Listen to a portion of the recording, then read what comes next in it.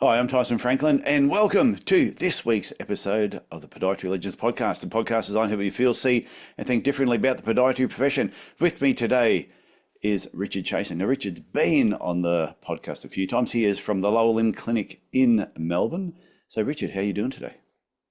So far, so good. It's about 4 o'clock. So far, so good. There's heaps of the day to go. Yes. What could Uh, possibly go wrong after 4 p.m.? it's funny you said that because just before we started recording this, there was a guy who decided that this was the time that he was going to start mowing the lawn right outside my window. I don't know. Day's not over yet. I know, I find that because I do most of these recordings, nearly all my recordings from my home office.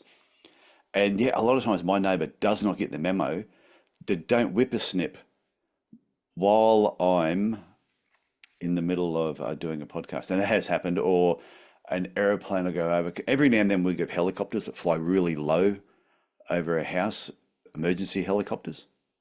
Uh, do- uh, uh, Does your neighbor like you? Because nobody cuts the grass 3 times a week. Yeah, Well, I know. I know. He must see that. Oh, he's in the office again. I've just seen him put the aircon on. He must be yeah, doing a recording. That's going to annoy the crap out of him. it's probably plastic grass. It might be. The lawn always looks really good, I must admit.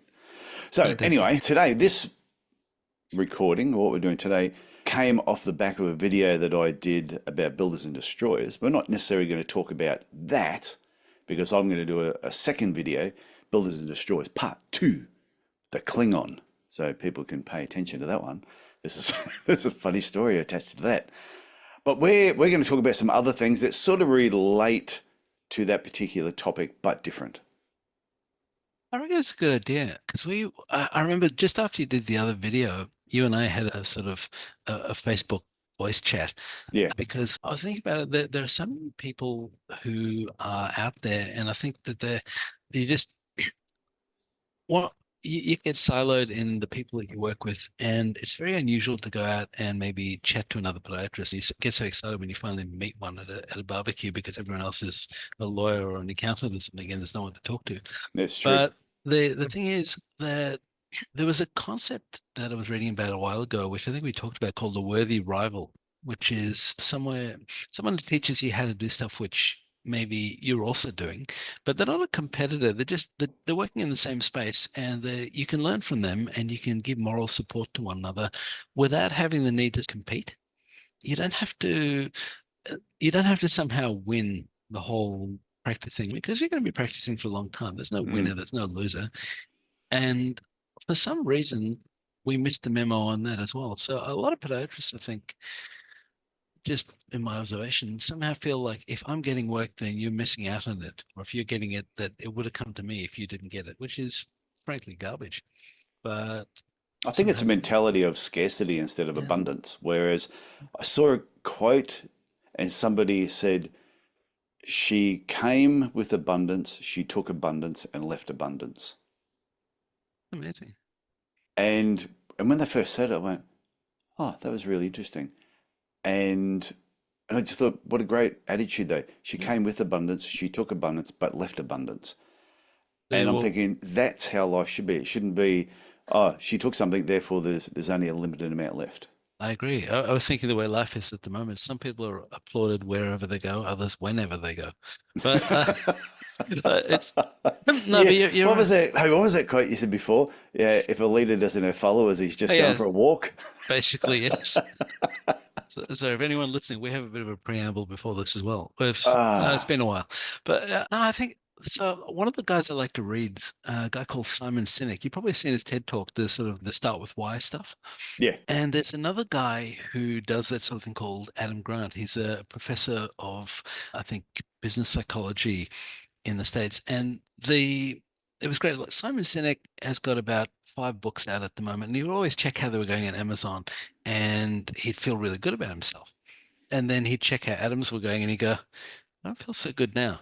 And he'd do a talk, and it'd be really well received. Then he'd see Adam do a talk, and he'd go, "Yeah, just something about that guy." Now they didn't know each other, and they were on one day they were speaking at the same event, and the host thought it would be fun if they introduced each other.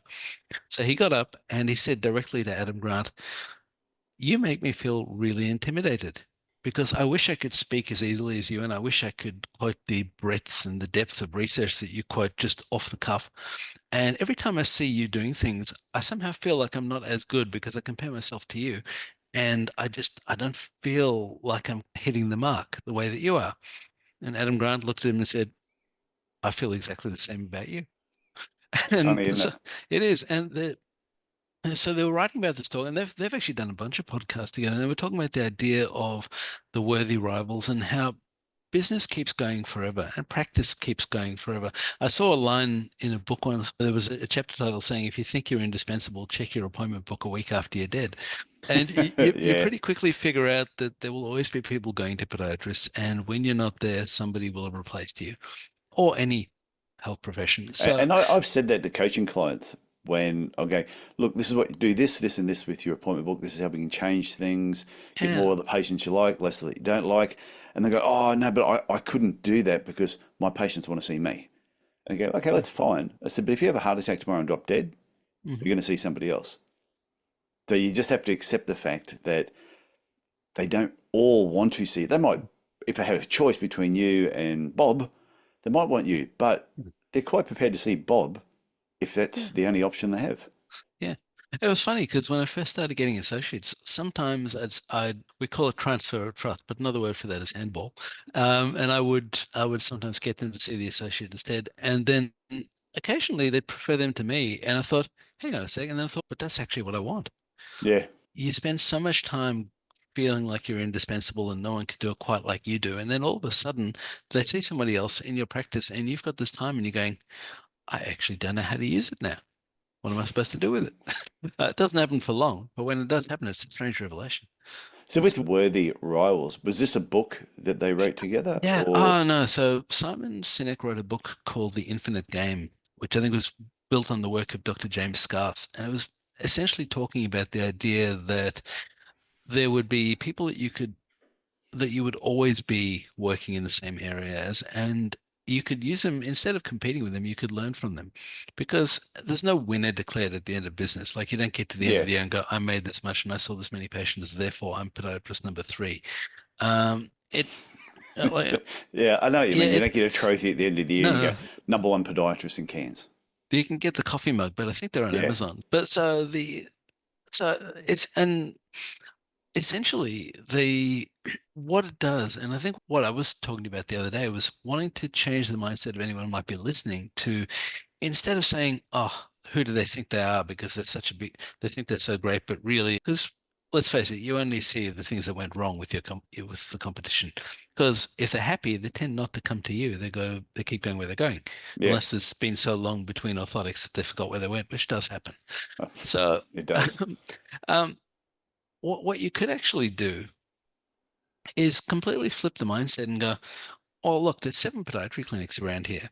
Um, they're doing quite well. Wonder what they're doing. Maybe I can learn something from it. In fact, maybe given that it's so lonely treating patients sitting in a room by yourself, maybe I could just give them a call and say, hey, no agenda here. Let's grab a cup of coffee. I mean, I was 2 years ago, I was at a conference in Lawn and there's a bunch of podiatrists down the road from me, literally about a 7-minute walk. And I bumped into one of them. I never met him before. He knew exactly who I was. He said, hey, let's go sit. And he introduced me to his whole team and we all stayed together and we're all mates at the conference. If you're listening, thanks for that. It was, it was just a bunch of people who said, look, we're at a conference. There's no reason to be standoffish just because we work close to each other. There's enough people that hate each other. We don't have to be like that. Mm. And what we took away from it was like they said, oh, do you do any coaching? Yeah, I do this. What about you? Yeah, we tried that. We moved on to this. And do you use this? No, I use PracSuite or Clinico or whatever they happen to be on. And so you just start shooting the breeze. And you pretty quickly figure out that everyone has the same problems, everyone has the same wins and the same challenges. And what you can do is flip it so that I will look better if you do a good job and people associate me with you, and Oh, vice hell versa. yeah. Yeah. And like if people go, oh, I saw Tyson, he did a great job. Now I live in Melbourne. Okay, great. I know Tyson, he's an awesome guy. And I do a good job. Then we both look better. And then the next person, they go, he's a podiatrist. He must know his stuff. Or Yeah, whether I it's know justified it's or not. like you said before, everybody's had a patient come in with somebody else's orthotics and say, I got these orthotics, and they're so quick to say, oh, yeah, they're rubbish. They don't know what they're doing. I do. Yeah. Who And cuts your hair? Like, yeah, yeah. and everyone's heard those sort of stories, but yeah, I think if we can all try, if we can all lift each other up and if we can make each other better and Mm, do it in a positive way, yeah. then we're all going to benefit long term.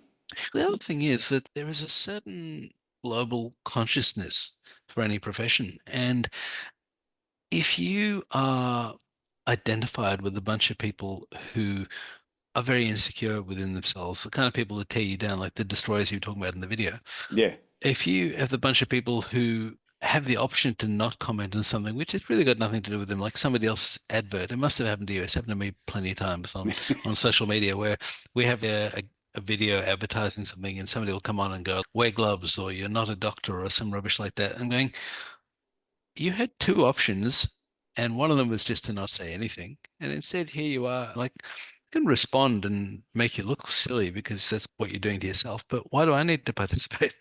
yeah. Um, It was funny. Yeah, about the builders and destroyers, and I went back. I went through the feed on a particular Facebook group, and I looked at different times the destroyers had made a comment on something that, yeah, some of it, like I say, some of the stuff that they post is good stuff. Some of it is delivered in a fantastic way. Some of the articles that they attach to it are great articles, but sometimes the tone is awful.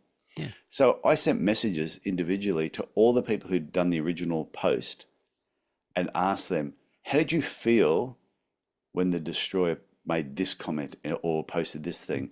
And then the people that then commented on their comments afterwards.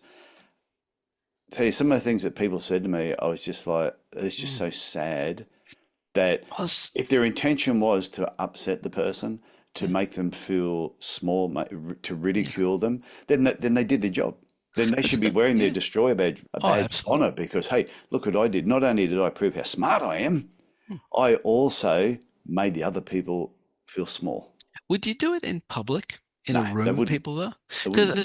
there's a guy, John Ronson, he writes a whole lot of books like So You've Been Publicly Shamed and so, and he said lynch mobs these days happen in a matter of half an hour across the world, and it makes us feel good about ourselves to just destroy people because they deserved it. Did they really?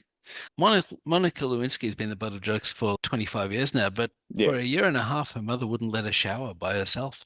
She was terrified of what would happen. We destroy people, and the thing about it is, it's not just about making us a better profession and not destroying people and damaging them, but in reality, people don't fake being depressed, they fake being okay. You can really Mm. damage people with that sort of stuff. And the truth is, there was actually no reason to comment at all.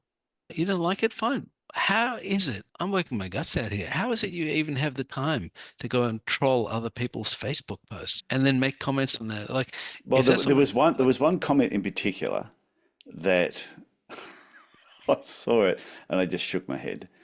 And one of them was the person asked a question about creating what was it, reconstructing a toenail, doing a toenail reconstruction. And then the person commented and said, yeah, not to be pedantic, but it's really a prosthesis, not a reconstruction.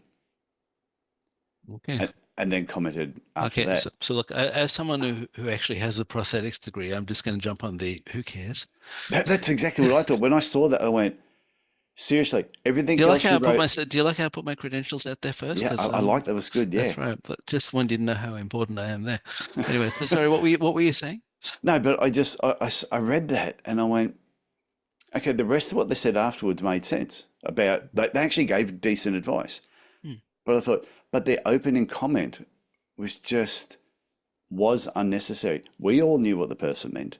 Yes, technically they were correct Hmm. about being a prosthetic, but it was unnecessary Yeah. to actually put that there.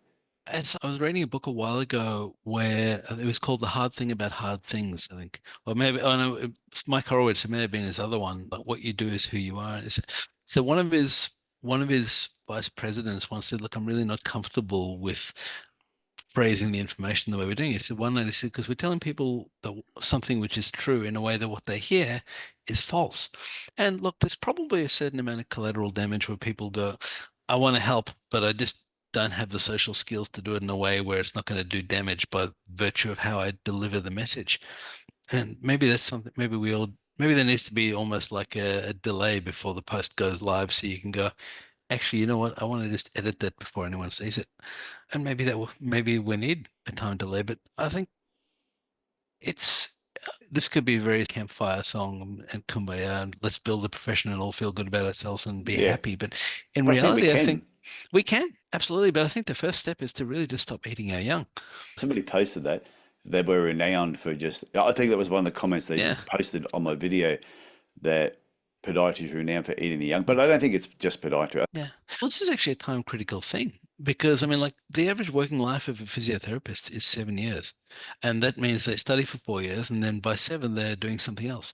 Oh, And right. when you Didn't know consider that. the number of people that are working in the profession 20 or 30 years later, that means that it's actually probably a lot shorter for many people. And we're no different. 21% of people in the most recent APRA survey said they're not going to be in the profession in Australia in 5 years' time.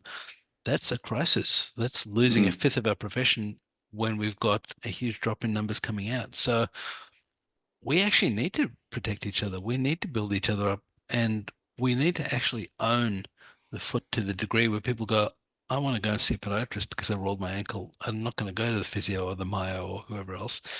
And in order to do that, we've got to have people who say, you know what, I'm going to stand by what I do and back myself, which I know we did another podcast on, but let's actually get people to want to stay in podiatry. And the only way to do that is if you feel that you get something out of it apart from just a paycheck and being able to use fancy tools. I think you've got to be able to ask questions. But like I remember talking to somebody else and they said, yeah, sometimes some of the questions that are asked on social media shouldn't be asked. They should know that Yeah. information. If they don't know it, they should have a podiatry friend that they can go and ask, and don't post it on an open forum, because sometimes some of them are Yeah. just opening themselves Yeah. up for people to It's comment. it's that guy Anonymous. He does that all the time. But yeah. I think also I think people don't look enough at the idea of having a mentor, and there are the two elements to that they don't Mm, consider. One being that a mentor is not going to be the person you go to for everything. You'll have some people where you go to and say, look, I'm not sure what I'm looking at here, but I'm worried it could be something serious. And then you have some people where you go to and you say, look, it's pretty quiet. How do I drum up business? And so there are mentors for different areas of what you do. yeah. But the other thing is that, and this is something which should be accepted in both directions by the person mentoring as well, that there will come a time when they don't necessarily need you for that because their needs will change as well. And it might be that you know how to do that, which is the whole idea. But what you need to know now is something about branding, or you need someone who you can just talk to for peer support or something. And so the nature of what you need will change, and the nature of what you get as a result will also change. But you should have a couple of people that you can just ring up and have a relationship with where you say, hey, how's it going? Look, and someone says, yeah, actually a bit down this week. A lot of the patients are very sort of full moony, that kind of thing. Because you don't actually have to do it alone. And look, I'm sitting here, the only podiatrist in the office today. There'd be a lot of clinics that are just like that. But you have a good day or you have a bad day, you want to share it with someone. Mm, And if you have a question, you want to be able to feel safe that you can ask somebody without being talked down to. Because firstly, you're not going to learn. And secondly, you're not going to ask it again if you ask anything again. But if someone feels they can contact you, the chances are they probably won't need to contact you that often.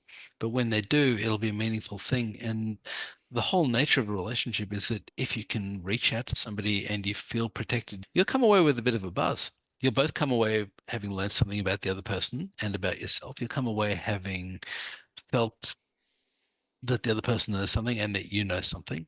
Like you come away thinking like, yeah, I want to do that again. That was cool. And it's the exact opposite as well. If they slam you down, you're not going to want to repeat the experience. Why would you? But your oh, no. patients will also suffer because you won't know that thing. So Yeah, I used to say that there's no asking a silly question. There's nothing wrong with asking a silly question. It's it's like sometimes a hobby not for me. asking, but it's not. I would rather like a podiatrist that used to work for me come and ask me a question on something, no matter how silly they thought it was, Mm.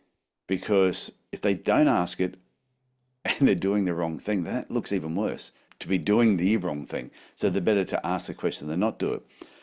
So in a social situation like on Facebook, if in doubt, like you said, you should have some mentors in your life that you can maybe reach out to first, ask those questions, and then if you've still got questions, then post that. Go, hey, I spoke to a few people. This is the information I've got. What's now? Let's get an open forum opinion on that, and then actually get the feedback. I was just thinking about somebody who, like, somebody who's quite lazy on Twitter or somewhere where, because Twitter is an absolute bullying culture. I know it's called X now, but no one knows what I'm Yeah. talking about if I say that yet. So Twitter it is. And there was somebody calling herself like future doctor who was asking about things on sarin gas because she was lazy and had an assignment to do. And somebody came on and the guy had his name up there and he identified himself as whichever agency he was working for. And he said, look, you should use a capital, but here's some resources. And anyway, she took it really badly and she started giving him hell.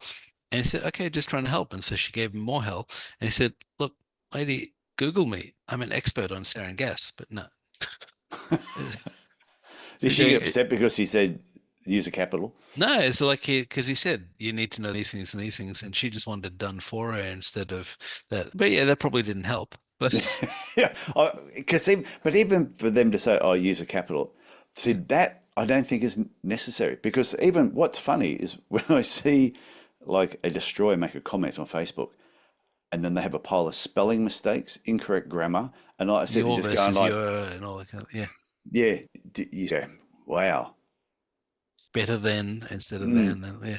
oh yeah," and just where they've obviously typed something and then gone back because they thought, "Hang on, no, my keyboard skills are better than that," and they type something else, but they've left the extra word, so something doesn't make any Yeah. sense. Yeah.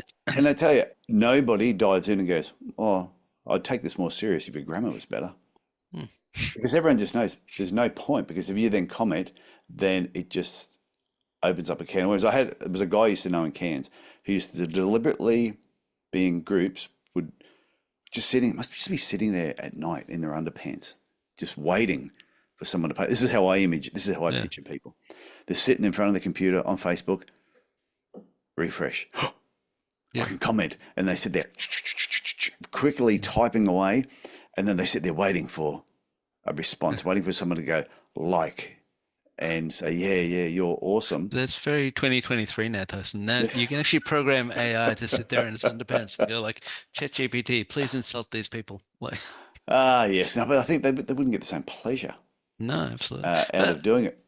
But no, it's I don't know, what do they say? In the old days, you'd write in your diary, you'd get very upset if somebody read it. Nowadays, you put stuff on Facebook and you decide you get really upset if nobody reads it. Like, so, Yeah, it's true. I don't know. I just think if you go to type something, think about the person receiving it. How is it going to make them feel? Is it going to be uplifting or is it going to tear them down? And if oh, you know it's going to tear them down, even in the slightest way, then don't post it. I once saw somebody wrote, before you say anything, first ask yourself two questions. Is it kind and is it true? And if the answer to part one is no, then don't really bother with part two. Yeah, they might be thinking And that about this podcast. they They might be might. going, I mean, yeah, why are you putting this uh, podcast out? pretty much, you're 25 minutes in. What are you guys going to talk about? Yeah, I think it also comes down to the kind of moral clarity we have as what do you want to put out into the world? And in reality, you could sit there and comment on things, but who are you commenting for? Are you commenting for them or are you commenting for you? mm, Because if what you get out of it is that you're helping somebody achieve a better outcome or better sense of self-worth, whatever else, by all means go ahead. But if you're doing it because you feel relevant, because now even though they didn't know you existed, you somehow are the man, okay, great. It's like I heard a thing once where someone said, imagine you had a time machine. You can go back to 1950 and bring someone here, and they said, what can you tell me about 2024? And you said, I've got access in my pocket to something which can tell me everything that we currently know. I can look it up within seconds. And I can talk to somebody on the other side of the world. They can see my face. I can see their face in real time. We can hear one another and we can have a conversation as if we're in the same room, which is topical because I'm sitting in Melbourne, you're up in Cairns. yeah, And they said, that's amazing. What do you mm, use it for? And I said, well, mostly I put up pictures of my breakfast and I argue with strangers. yeah. Yeah, and I've got a good butt, so I take a lot of butt photos. Oh, fantastic. You'll have to And send me some. no, I'm talking like Yeah, no, no, somebody no. else on behalf of other people. Okay, in that But case, please don't send no, but it's funny though because when you said that first part, I'm going, yeah, we actually do. We have yeah, the technology here is There's more technology there than what put man on the moon. And you go, Absolutely. and we all have it in our back pocket, and Absolutely. we use it for the But dumbest and the thing, shit. oh yeah, I love that. There's a great YouTube video where this professional cinematographer says in 1969 we had the technology to send a man to the moon and return him safely, but we didn't have the technology to fake it until 1972, and somehow people are missing this. It's true. It's true, but think about how fast things change. The Wright brothers at the end of 1903 flew for 40 meters, 12 seconds. Less than 66 years later, they're landing in the Sea of Tranquility by 1969. That's crazy. Less than 66 years later, you've gone from this glider with an engine to Apollo 11, Pretty and good effort. things will never change that slowly again. No, I think back to even like I graduated in '88, and I look at podiatry over that progression, and I'm just like, wow, where did it go is one thing. Mm, But it's changed. It's changed so much. We have so much access to information. It is mm, absolutely incredible. That's why it surprises me when some people post things on social media. I'm going, there's a lot of places you could have posted that same question and actually got an yeah, answer yeah, without being ridiculed by somebody. yeah. Off to my left, I've got this bookcase. It's got McGlamories on it, and it's got various pod med things and rheumatology and all that kind of stuff. It is the most expensive decoration in this office because Yeah. I don't look anything up in there anymore. If I need to know, I will, firstly, there's a computer right here, or I'll ask somebody, or I'll just gradually learn things. But the days of going and needing a reference where you'd look it up and find the paragraph answer and go, yes, that is a rhabdomyosarcoma. No, look, but God forbid you ever actually see one of those. But no, you don't do that anymore. It's totally changed. To Mm. the point where I'm hoping that what AI will do is get rid of all the mindless essays that you have to write about stuff that you didn't care about, and nor did the person marking it. Because if you can just get it done by ChatGPT, what's the point of doing it? Just do exams. Yeah. And that's the part too, where when somebody has made a comment and then somebody has made some remarks back and then posted an article or a peer review Mm, article or something like that. And like I said, that information is sometimes quite good mm. because maybe they may not have actually come across that without the Yeah. prompt. But it all But comes back to I think the the delivery. delivery, Yeah. yeah. Yeah, and that's the thing. If you have an abundance mentality, you go, you know what? This is a great chance to put something out there which will help the person. And if that's why you're doing it, then you will give the resource and you will comment and you'll say, hey, I found this. The only downside to that is that I think people get scared of that because the same trolls that would tear down the original poster then start tearing down the people helping them out. It becomes like a rivalry and they say, oh, we do this and we don't do that. And it's okay for some, but and again, it's I think if you were to look at podiatry's biggest problem, it would be happiness, because in reality, all the Yeah. other stuff is lined up. We're fine with prescribing rights and ultrasound and all that kind of stuff. What a real issue is self-image, and I think that can easily be changed if you just turn a switch and go, guys, enjoy what you're doing. If you want to know something, call us, ask us, do CPD together. I think it would be fantastic if a bunch of smaller clinics in an area just said, look, we're going to do CPD. There are three of us. What's the point putting it on just here? But there are two guys over there. There's one lady over there. There are four over there. Let's all just pick a night, Wednesday in a month's time. We'll get together. We'll host it. We'll get some food. And two of us will do talks and we'll get our CPD that way. And we'll get together and we'll say, I like that oh, idea. don't you hate the fact that Prac Suite does this or whatever? And I reckon it would be brilliant and it would foster relationships. And if you go, yeah, but that guy is known for being a bit of a, okay, great. You got two options. You can invite them and change that, or you can invite them and prove that and not invite them again.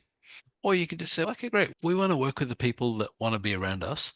The sum total of five people you spend most of your time with. So why don't we try and up the average and say, I'll get something from that. And so will they. I mean, a relationship begins with selfishness. It begins with sort of something about that was good enough that I want to do it again. You don't go, geez, I had a really great chat with Tyson. It'd be very good for him if he got to spend more time with me. That's actually not how it works. Oh yeah, but I It's I like, wouldn't have a problem with that. there you go. But what I'm saying is, if you can get something happening where a bunch of pods will get together and they'll say, you know what, we've all got stuff to learn, but more than anything, just being together with somebody else who's in the same trenches as you are is useful. Therefore, let's all get together and If it works, you go, great. Let's do it again in 2 months' time. It doesn't have Mm. to be a weekly thing. You're not dating, but it's at the same time, it also means you can go, oh, geez, you know what? I'm down two podiatrists and I'm now sick. I'll call this crowd and say, guys, can we just put your number on the answering machine? We're going to have to close for the day. This lady down there, I messed up royally once and I accidentally didn't order more scalpel blades with the usual disposables. And I suddenly realized we were down to three. And I realized this at 10 o'clock in the morning. So it wasn't going well. And I called up a lady down the road and she's amazing. She's been practicing since the 80s. I said, hey, can I just borrow a couple? She just said, here you go. Gave me 2 boxes. Wouldn't let me Yeah. even buy them from her. She just gave me 2 boxes of scalpel blades. So she just gave me $80 worth of stuff because I said, can I borrow a couple? Yeah. But it's Um, like you said brought it earlier on about worthy rivals. And do you remember that cartoon where there was the sheepdog and the coyote? And the sure. sheepdog looked after the sheep. And at night he guarded the sheep. He sat there on the hill guarding the sheep. And the coyote would constantly, it was the same coyote from the Roadrunner. Have to be. He would be, well, It's called obviously, a different recycling. coyote. Yeah, recycle. It was a different coyote because the Mhm. other one was in Arizona desert. But he would be constantly trying to get the sheep, digging tunnels under the ground. All the usual things happen in a cartoon. And the sheepdog would just beat the living crap out of him. This would happen the whole cartoon. And all of a sudden, it would be like at the end of his shift, it was like the sheepdog would get his stuff to go and leave, and the coyote would leave at the same time because like it was the end of his shift. They go, okay, well, that was a fantastic day, was it? Yeah, see you again tomorrow, same time. Yep, not a problem. Right. And I look at that and I think, podiatry, you can still be business rivals, Yeah. but you can still be business friends, and you can be Yeah. podiatry friends. And I did a reboot in Cairns recently, and there were two girls there, Renee and Chloe. They've been friends for years. They work together in Townsville. They now got clinics on the Sunshine Coast, a couple of kilometres from each other. So Mhm. they are in direct competition. However, they have maintained and stayed best of friends. That's brilliant. I've got friends in Fantastic. podiatry where we send each other patients. We go, look, we can't see you. I suggest you go there. We know them. They're reputable. They're good. They'll fit you in. They've got more podiatrists than us, so there's a better chance they'll see you. And they get things because our niche is very heavily MSK orthotic. So if their lab doesn't do what they want to do, they'll send it to us and say, look, could you work your magic on this? Yeah. And that's great. They keep their patient. They still keep doing their general pod and so on. We do what they sent them to us for, but we don't take the patient and then say, okay, great, you're now ours. We go, okay, cool. We'll talk to your regular podiatrist. We'll do that. We don't make ourselves out as anything special. We just say, okay, this is what we do. This is what they do. All the research says that what you want is someone who does nothing but these two or three things Mm. all the time. And this happens to be what we do. And now go back to your podiatrist and see them. And vice versa. You've heard Joseph Franklin on the podcast as well, I think. Yeah. Yeah, it's a mate of mine. He works up the road. There's absolutely no competition. If I have obscure skin stuff and wound stuff, he's brilliant at that. It's not my thing. It doesn't mean that I don't think it's valuable and important that somebody does it, but he loves it and I don't. So, and he's great at it. So why would I not send it to somebody who's an expert if I'm not particularly enamored with having to see it in the first place and he loves it Mm. and he's good at it and he's qualified? Great, go there. Um, Same time, we have an orthotic lab on site. We do almost nothing but. This is our thing. So if your mod route with the Kirby Skyve is not doing with the patient and you think there's something more that could be done, send them down here. In fact, come with. I've Mm. had podiatrists come down with their patients and physios come down with their patients just like a watch. And then we've shown them how we do things. And maybe we'll never see anything from them again. They'll go back and do it themselves, but that's fine too. Yeah. It's Learning everybody is helping basically everyone. stolen. Yeah. But it's like you said before about becoming a happy podiatrist. I've got this 5-step diagram that I use. And when I'm on different talks, I always say that everybody starts out as an ambitious student. Hmm. Oh, I'm going to do podiatry. Yes. These are the ones that chose to do podiatry. I'm going to be a podiatrist. And then they graduate and they're an optimistic graduate. The world is their oyster. Yeah, they've Yeah, been I destroyed listening. that, but Yeah, they've been listening to the Podiatry Legends podcast all the way through uni because there's enough episodes there now to keep them all entertained. And the amount of emails I get from students who tell me that this podcast has kept them in the profession and has got them so fired up about graduating is fantastic. So keep sending me emails. Tyson at podiatrylegends.com. Anyway, then level 3 is at some stage, it could be in the first year, it might be 10 years, but they will become what I call a frustrated clinician. everybody gets frustrated. It's like, oh, is this really what I want to do? Or I'm not making the money I want to make. There can be some form of frustration. And the level 4 is becoming a happy podiatrist. And level 5, though, is having a thriving podiatry career, whatever that means to you. So thriving podiatry career to one person might be money, another person might be number of clinics, somebody else might be having the best position working for somebody else. But what I tell everyone is you can't go from frustrated clinician to thriving career until you become a happy podiatrist. You've got to find, It's a continuum. yeah, you've got to find And what then makes you happy. And if you don't find that, you will always be frustrated. the other thing is that your progress to get through those things, if there's something blocking you, your response to it can't be linear. Like, for example, like Ray Dalio has got a great book called Principles. It's very heavy on things because there's a lot of data in it, like a lot of content, but it's he went from going, I know I'm right, to how do I know I'm right? And they did Mm. weird things like they have baseball cards at Bridgewater where they talk about characteristics of a person and they use their Myers-Briggs type and all that kind of thing. And so that's how they match who would be good for a certain role and who would be easier to work with certain types of people than others and so on. And it's the same. I had people down the road and I was much more experienced. I was much more qualified and they were busier. And I'm going, but I'm better at this stuff than them. How are they getting busy? Because what I didn't know was that what I knew about podiatry, they were putting into marketing. They were putting Mm. into pay-per-click. They were doing all those things, which nowadays everyone does again, and the next frontier will be somewhere else. But they, I have lots of ideas. uh, I'm always looking for different ways to absolutely, just because things like you said, you do something and then everybody else catches up, yeah, and therefore you got to do the next thing. So it it's like the becomes whole the pay new per click. standard. If Yeah. everybody's doing pay per click, then you've got to do something Yeah. else.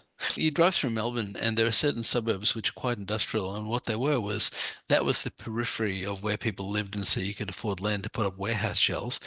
And then the suburbs expanded further. And so they passed them and you get to the next concentric circle where there was the periphery then. And then it expands again. So you go through certain areas like Moorabbin here, and there's a whole lot of that kind of stuff, DFO outlets and all that kind of thing. Yeah. And then you've got houses again and business districts and it just keeps going. Same thing. But when I was saying it can't be linear, in order to get from stage 1 to stage 2 to stage 3, if there's something blocking you, you've actually got to step to the side for a bit and go, well, what's getting in the way? What don't I know? Because presumably you know how to do everything that got you to that level. And it's like getting promoted as a level of incompetence. You can't do any further, so you stay at the one you got promoted to. Mm. In order to progress, you've got to change what you're competent at. You've got to change the way that you look at it and say, if I'm not as busy and I'm good at what I do and the people that come here are happy, what's stopping other people from knowing I'm here? And you pretty quickly figure out that the only people who know you're good at things are the ones who are already in the office. Okay, maybe I need to learn something about how to get them in the office. Then I can do my stuff. Maybe it's something about my support team where they're doing something about the patient experience, which we didn't know. And we've been very systematic on how we do that. And now I get much better compliments for the support staff than I ever do about my work. Like they all love them. Like Yeah. they're making coffees and getting happy socks and using the charging station and all that kind of stuff because we want it to be unclunky and friendly and unthreatening. But we don't have anatomy posters up anywhere because that's not our thing. No. But we, but there's always going to be something you can learn, and the places you'll learn it from are totally different. Like, I mean, I still need to read Be Our Guest, the Disney book that you mentioned. Ah, that's a Um, fantastic book. yeah, I'm going to pick that up later, but quite literally. But it's there are so many things that are being done well, like Delivering Happiness by Tony Shah, the guy from Zappos. Yeah. He had this thing where he was just trying to sell shoes. But in order to do that, he realized that he had to get rid of all the clunky bits that were making people not want to buy from him when they could just go and buy from any shoe shop. So their customer service was what they played on. And he was known for doing things like he would call his company in front of journalists without them knowing it was him calling, and he would try and do something weird like ordering a pizza. And the guy wouldn't say, look, mate, we're a shoe company, go away. He said, look, that's not what we do, but listen, if you want, whereabouts do you live? Okay, I see you're in Cairns. Okay, I'm just looking around on my computer here and I see that there are 4 pizza places around here. 2 of them deliver. If you want, why don't I talk you through? I can order it from this side. If you give me your details, I'll put your card in and order it for you and they'll send it to you directly. And this guy would help him order a pizza Yeah. because it was just taking care of what their needs were paid dividends. Now, very few people actually rang them for that, but at the same time, it was about spending more time on the phone with the person so they had a human connection rather than spending more time on hold waiting for the next number to push. Yeah, well, And a friend of mine, Jesse Green, who's a dentist, and he took a group of dentists over the States. They went to Zappos, they went to Disney University, and they oh yeah, also went to the Fish Market in Seattle. And it was episode 299, and it was called Behind the Magic, a look inside Disney, Zappos, and more. I'm writing And that one one of the down. things he mentioned in that episode was just happiness, Mm, how that was such an important part of everything that they actually did, and also just creating magic with everything that they did. mm, They weren't just selling shoes, they weren't just a theme park, they're not just selling yeah. fish at a fish market. There was so much more behind it. Yeah. It's not a plug, but can I tell you some of the stuff we do? I did a workshop with a guy called Peter Merritt who talks about wonder. And it was full of all these little things that are behind the scenes. Like he was running a country hotel in the UK. And what would happen is the person taking your bags would look at the name tag and radio ahead. So when you got into reception to check in, they knew who was coming. They say, "Hi, Tyson, welcome to the such and such." And all these little things that you didn't expect, but which just gave you that little oxytocin rush. A bit like Will Guidera was talking about when it doesn't even have to happen to you, but if you Yeah. see it happening to somebody else, you also feel good about it. And so we started doing little things like my accountant a couple of years ago said, "You're a podiatry practice. How do you spend a couple of grand a year on lint balls?" It's quite simple. Come here. And what balls? The chocolates. Lint? Oh, lint. Yeah. Yeah, no, no, I, I okay. thought you said something else. I thought Uh, you uh, said lip balls. I'm going, I don't know what a lip ball is, but how do you Me spell a neither. couple of Me neither. $1,000 on lip balls? But anyway, Yeah, I don't know, but lint, I'm lint not even going to chocolate Google that. balls. Yeah, exactly. Love It's them. quite simple. So you get orthotics from us, and because we make our own, we've got the milling machine and all that Yeah. kind of stuff. So obviously, what do you do with them then? Everybody else has a fancy bag. And so it's like a little Lululemon bag with our branding on it and that, and we put the orthotics in, and we put nice sheet of instructions in that we did up on Canva and all this. And then everybody gets three totally different colored lint balls in there. So when you're opening it and you're going through, all of a sudden there are chocolates, and it could just be a caramello, but they don't look the same. So you get these Yeah. opulent looking things, and they're going, "Oh, cool! I didn't expect that." And you can either have all three, or you can share one with someone, but it's just a little thing that you didn't expect, which will go, "Okay, cool," because you're getting orthotics. What's that got to do with chocolate? And so it's not overdone. We're not giving them a whole bunch of gifts and freebies and Yeah. vouchers and that, but it's just a little thing at the end of it, at the end of the experience that just puts the frosting on something that's already like by the time they even see that, they're usually out of the office. So it But just this is continues the where, experience. but this is where getting together with, like you said before, where podiatrists getting together and just small groups sharing information with each other. Nobody trying to be Yeah. dominant over the other people or say, hey, look how Yeah. awesome I am, or I'm super intelligent. I know where all the articles are Yeah. buried, so I can drag them But out and actually work together. mm. But there's one more aspect of that I actually want to clarify because I did this with because whenever we bring staff through and we show them how we do this, because we have another thing, we give them some happy socks at the beginning, which has got a sticker saying "Welcome to the Loyal Clinic, thanks for choosing us," which we put on there. We just give them to people. It's another thing the accountant asked me about. It's not a sales gimmick, and I'll tell you why. This only goes to people that are already here. They've already chosen us. They're not Yeah. choosing us because we're trying to offer them and come here and get a free pair of socks. They come in, and the socks wasn't my idea. Someone else showed me that.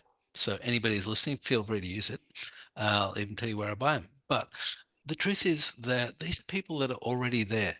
We've minimized the risk on the website. They've come in, they've already decided they're going to book in with us. The first time they come in, we go, "Look, thanks for coming in. Just as a welcome to the clinic present, here, choose. Do you want octopus? Do you want swordfish? Do you want pizza?" And there's a whole array. And you go, "Okay, cool. Enjoy." It's just one extra little thing which will set them up to be more comfortable and happier here, which means they're going to be more forthcoming with their information, which means we're going to be able to develop more of a rapport with them, which means we can treat them, which means they will get a better result. We'll be able to fix the problem, and we can actually give them better care because we gave them some socks.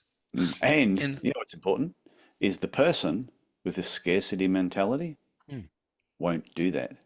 yeah, Because if you have a scarcity mentality thinking everyone's trying to take your patients, mm, one, you're going to keep to yourself. You're not going to want to associate with other people a lot. You're not going to want to share ideas, but you'll be scared to part with your money for socks, yeah, for yeah, chocolate, because you're thinking, oh, but if I spend that, I may not have it for something else. The truth is, look, as a business owner, you've got to know your numbers. As a business owner, you've got to be lean where you can be so that you can spend it on the other indulgences that will augment the patient experience. But the truth is, like for us, we get them wholesale. We source them beforehand. One of my staff, who is now a podiatrist on the other side of Melbourne, did a great job. Found a great supplier, good quality, good price. So it's like $4.95 instead of 20. Yeah. If $5 on the cost of your treatment as a once-off is a stretch, then you're possibly doing something wrong with your treatment in the first place. I'm not saying you should skimp on the actual treatment bit, but if you are undercharging to the level where you can't work $5 into the treatment as a once-off, when you consider the cost per acquisition for the patient and the lifetime value of the patient, who might get orthotics every 4 years and who might come in for general care in between and might send 3 family members, all of whom will bring 2 other people, then you're right. You probably shouldn't spend the $5. But Well, we used to have a fridge set up in our reception area with a big glass door on it, and it was full of water bottles, but they were all logoed water bottles, Pro Arch Podiatry, keeping you hydrated since 1992. yeah, And when patients arrive, we'd say to them, yeah, look, as soon as they arrive, if you want a bottle of water, just grab one now. And when they're leaving, hey, grab another bottle if you want. They used to cost us, by the time we got the water delivered, labels put on, printed, I think it still only worked out like 80 cents a bottle. yeah. I tell patients, if you're passing and you want to grab a coffee, you don't have to be coming here for an appointment. Just come in, use the coffee machine. They're coming into the clinic. They remember Yeah. that. They tell other people. We actually chose not to get branded socks, and I'll tell you why. If I give you socks saying the lower limb clinic, maybe you'll wear them to go for a run. If I give you socks that have got hamburgers on them, people go, "Oh, cool socks," and you go, "Thanks, my podiatrist gave them to me." "Oh, who's your podiatrist?" Like, nobody's going to care if they wear socks with my livery on them, but they will look at something else that they actually may choose to wear out. I do have some hamburger socks. Surprise. If you ever come to Melbourne, I'll give you some more. Okay. I'm just looking at the time. We've got to start wrapping up. We've both got a meeting. We both got meetings straight after That's this. So any final words before we wrap up that you'd like to finish on? Look, it's rare for me to give a call to action on a podcast. I'll do it anyway. Oh, yeah. You know what? I reckon 2 things. First of all, if you reckon that there are people out there that you could get along with, and the only thing that means that you're not having any sort of relationship with them is that they're working in the same profession, but they're in a different office, give them a call one day and say, "Hey, just wondering, we work down the road. We don't know each other, but just reaching out to see if you guys want to grab a cup of coffee. Maybe we can do some CPD together." And I reckon they probably wouldn't say no to having lunch one day and just chilling and shooting the breeze. There probably won't be anything financial that comes out of it, but at the same time, you'll have a tribe. You'll have a cohort of people you can chat to and just go, "Oh, geez, are you quiet at the moment?" "Yeah, me too." Like, that kind of thing. Makes you feel better. It does. So you can share your troubles. And at the same time, if there are people out there that are asking for help, if they've had the guts to actually put something up on the internet, or they've asked you a question or whatever, it's not a clarion call for you to show how good you are. If they're asking you, they already think you know something, and hopefully they're not asking just because they want to get everyone's opinion, because that in itself can be disrespectful. But if you have someone asking, if they're asking on the internet, whether you know them or not, just be kind, encourage, and even if the information is correct, it can still come out in a way that's damaging. More than anything, try and do it in a way where you're delivering a message that the person comes away thinking, "Oh, good, I'm glad I asked that. I'll do it again." And there will be somebody watching who didn't have the guts to post who might do it next time because they didn't get publicly lynched just because they asked for help. that is so true. And just on that point you said about getting together with people in your town, I went to a particular place down south a couple of weeks back and to go and do an on-site training day just with their whole team. And while I was there were 2 other people that I knew that had both done my reboot at different times.